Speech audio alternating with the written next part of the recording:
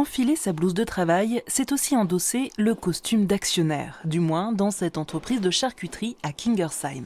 Ici, à l'usine Morer-Tempé, les salariés détiennent 100% du capital. Une entreprise sous statut SCOP pour Société coopérative de production, où les femmes prennent toute leur place au poste à responsabilité.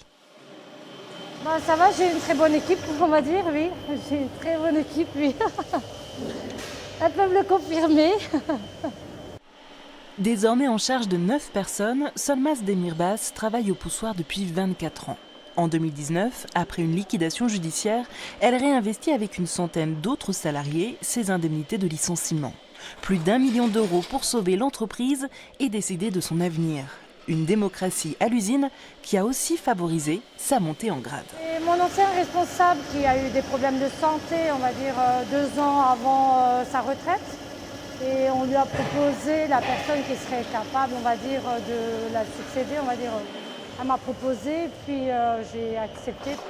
Inciter les femmes à postuler, c'est l'une des philosophies de cette SCOP qui compte à peu près autant de femmes que d'hommes.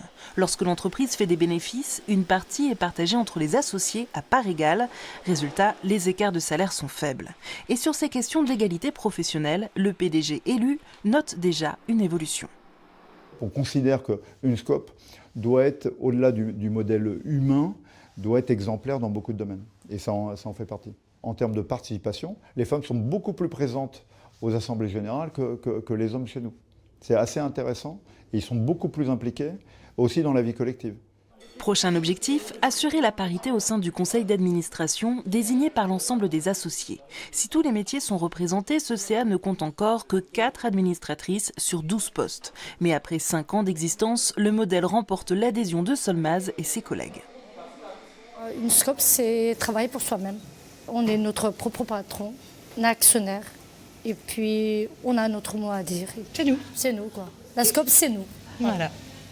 Reste encore à gravir tous les échelons. En France, parmi les entreprises de moins de 5000 salariés, seule 1 sur 10 est dirigée par une femme. Parmi les SCOP, c'est plutôt 1 sur 3.